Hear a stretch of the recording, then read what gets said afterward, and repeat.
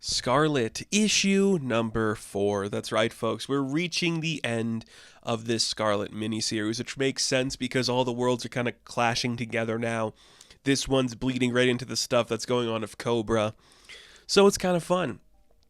This is really interesting. I like how this one feels so different than the rest of like the other Energon universe, G.I. Joe stuff. It's trying something new, but it is very distinctively Kelly Thompson, which is really exciting. It kind of gets me excited to see what she's going to do with some other characters in other big universes very soon.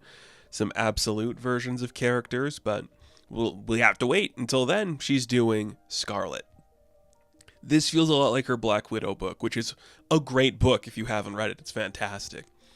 So we open up this book. We are on floor 47. We have access to like the secret weapon that everyone's trying to get a hold of. Jinx throws up some signals that only Scarlet can understand, being like eyes and ears everywhere, so we have to play it close. They just like pretend they don't know each other too well, and they just like set up like, okay, I guess we got to go figure out what the next plan is. They head into the next room.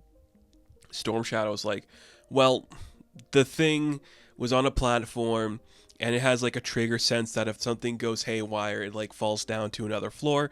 So I guess the weapon has been like relocated, like one last gambit to like try to save it. So let's go down there and solve it. StormShadow is going to go do a thing to solve the case.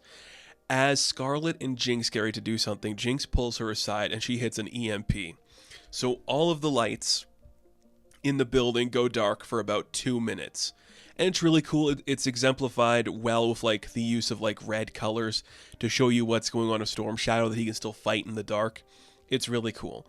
And as Jinx explaining everything to Scarlet and Scarlet explaining everything to Jinx, like, how did you come to find me? Well, I worked on it with a guy called Stalker. Stalker's the one that got Jinx into this mess. Just showing you like there is a larger world at play here. Jinx is working for people before Scarlet was. Kind of cool.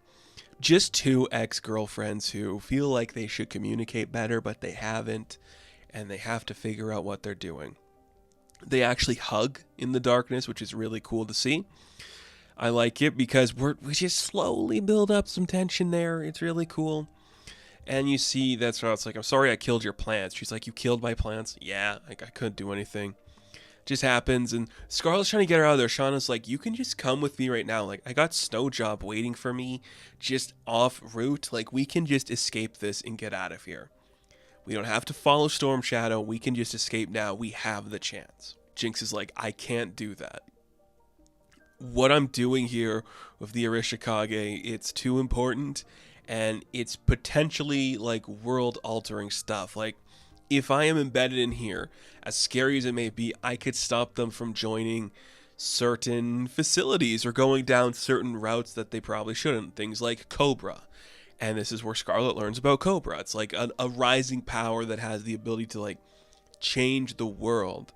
It's very scary and very intense. And they're probably here to do stuff. They're probably after the weapon, right? That's what we have to stop.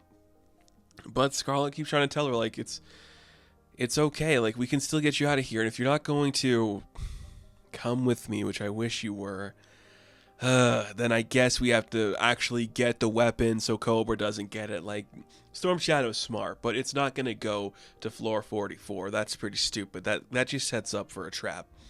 It probably went up. Like, that makes more sense to me. So the actual trick would send you upwards, and Jinx is like, oh, that's pretty smart, actually. So they go to the next floor.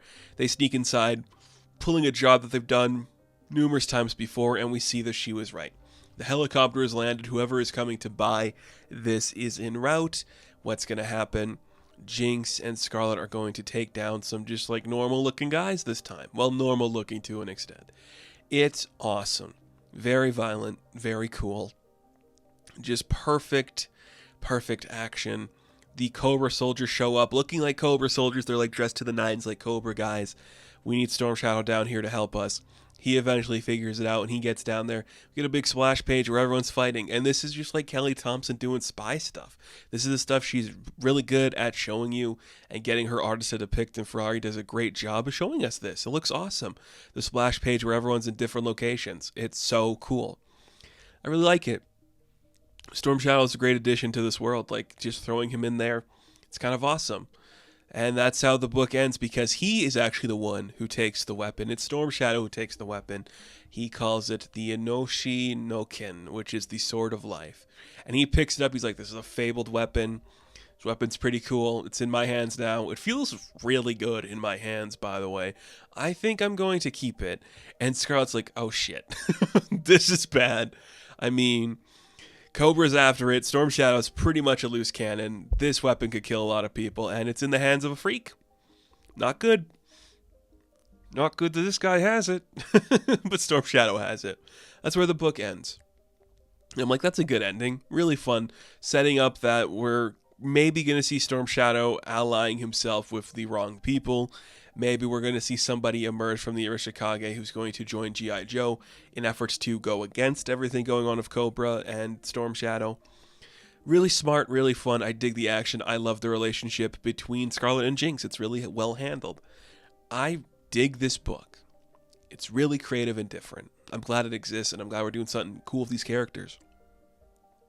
So, Scarlett, issue number 4, I am going to give an 8 out of 10. Now, thank you all for watching this review. Be sure to like and subscribe to the channel. As always, you can check me out on Instagram, TikTok, and Twitter. And of course, I will catch you in the next one. Have fun. Stay safe. Good luck.